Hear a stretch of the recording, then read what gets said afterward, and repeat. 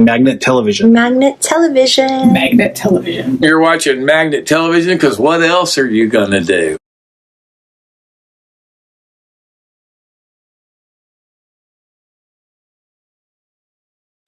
Hi, I'm Jonas Policewoman, and I'm in Brooklyn, New York, and I'm going to answer some questions for Magnet.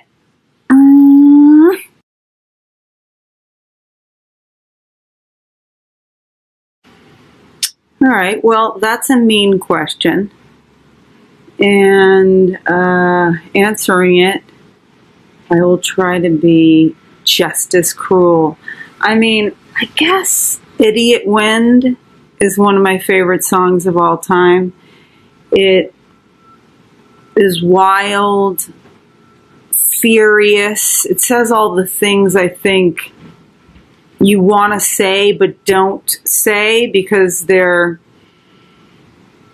inappropriately cruel. It's also like super punk rock. I mean, Dylan is anyway. The recording on Blood on the Tracks is so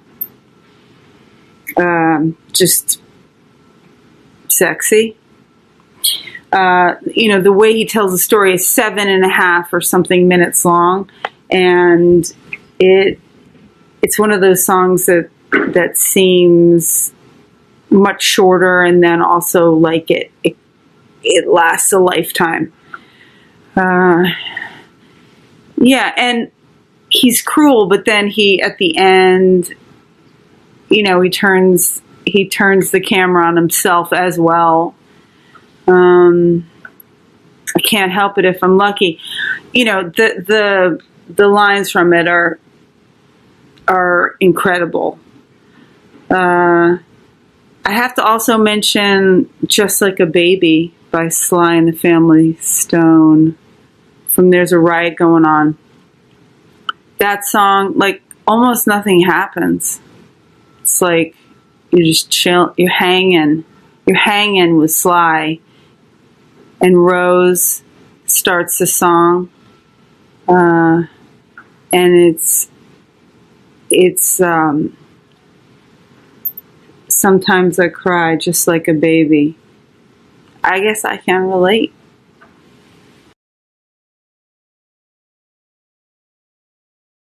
I guess an album that changed my life is going to be something that I experienced when I was a young person. I grew up, listening to a lot of stuff on the radio, so that when I found punk rock and, whoa, it's getting crazy here. When I found punk rock and new wave and stuff, it really was a shift in reality. I'm going to say Juju by Siouxsie and the Banshees. She was so powerful and scary and cool and sang,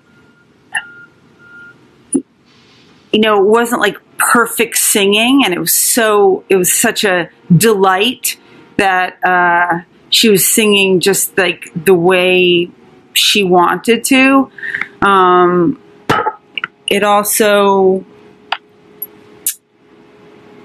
It had like those 80s process sounds, but then it also had Budgie doing his like sort of his like pagan-y drum stuff, and then it also had catchy melodies, and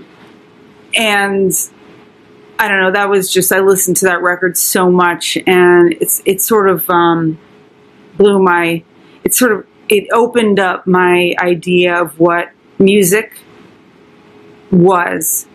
I have to mention another record, the Bad Brains first record. I saw Siouxsie and the Banshees a bunch of times on the piers on the west side in the mid-'80s.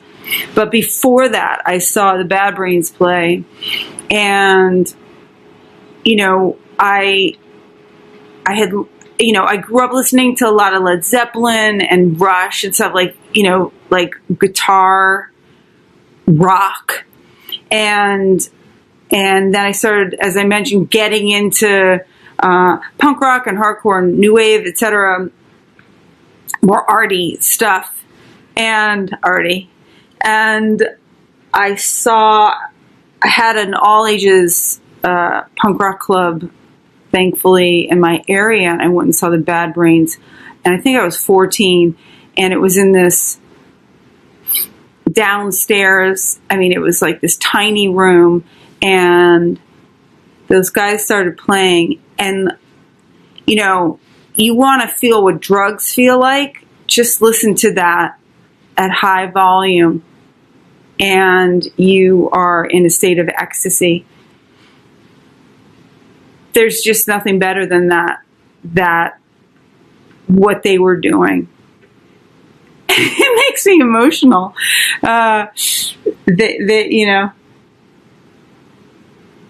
They also had really catchy melodies, yet they were doing this incredibly fast, outrageously tight playing. And then they'd throw some reggae in there. I mean, what more do you need?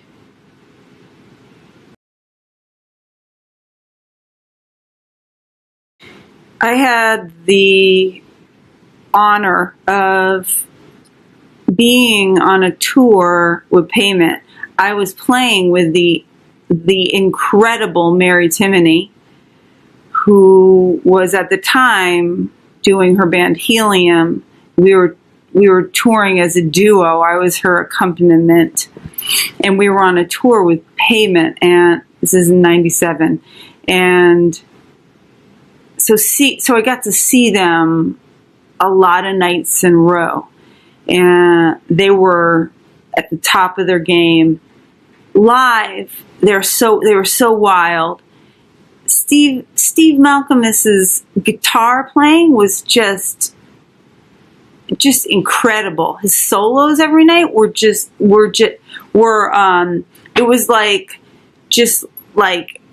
skiing out of control down, the expert slope and not hitting a tree. I mean, it was out of control, but I mean, I guess he could play guitar so well that he had it somewhere on a loose line in.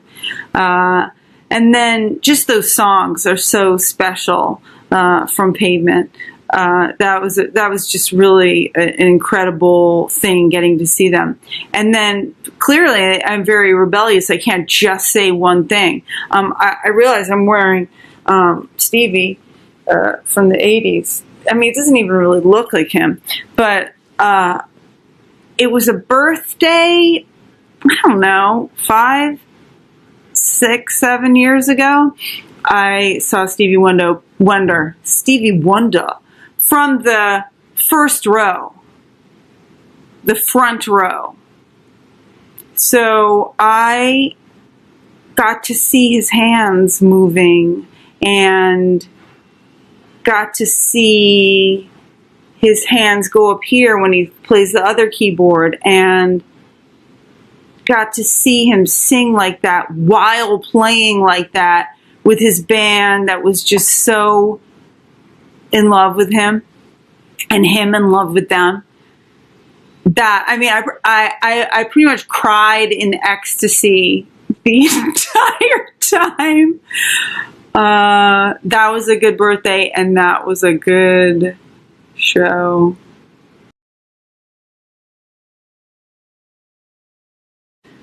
Oh, this is rough. I'm sure I had so many embarrassing moments on stage. I mean, actually, for instance, last year I was playing in Rome, solo show, and I was wearing a jumpsuit, and between the last song and the encore, I ran backstage to pee, unzipped my jumpsuit, peed, and then zipped it up. And I wear a lot of vintage clothing.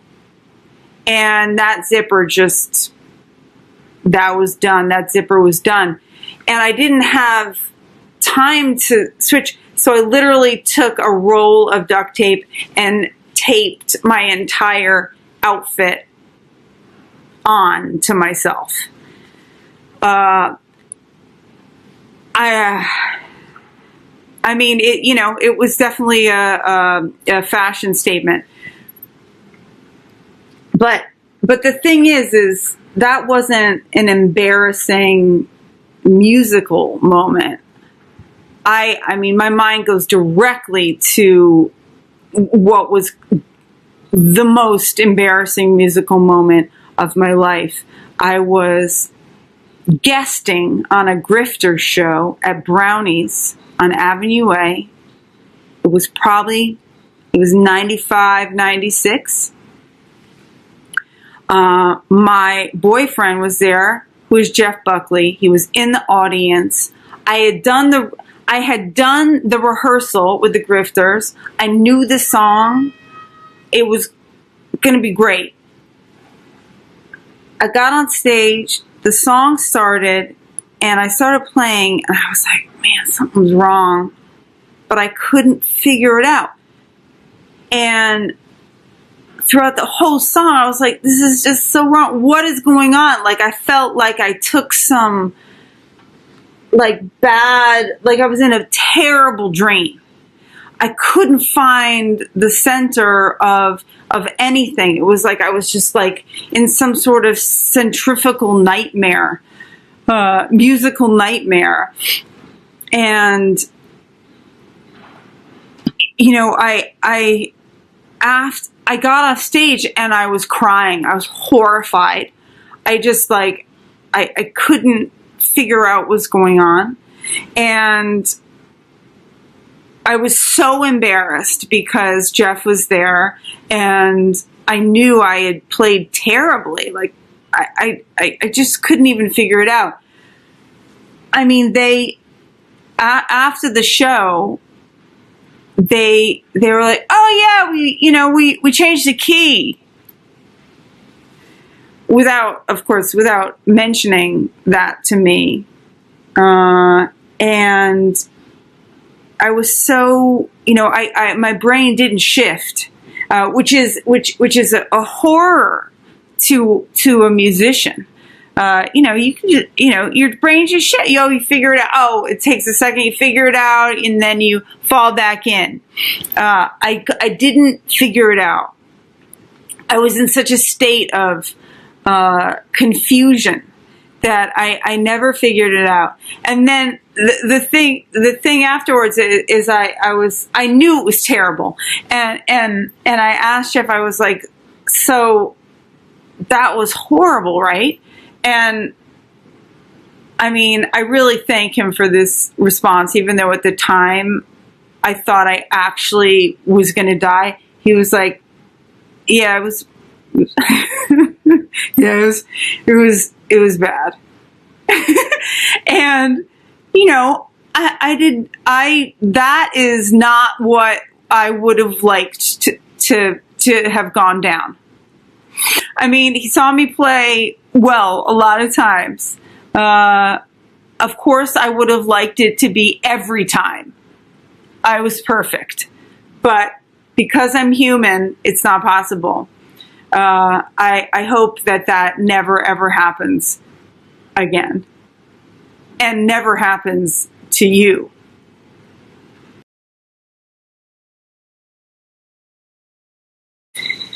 Hi, this is Jonas Policewoman, and you are watching Magnet Television. I love talking about music.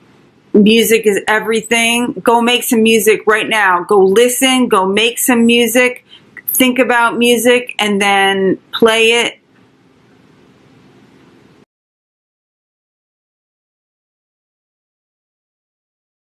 Cine.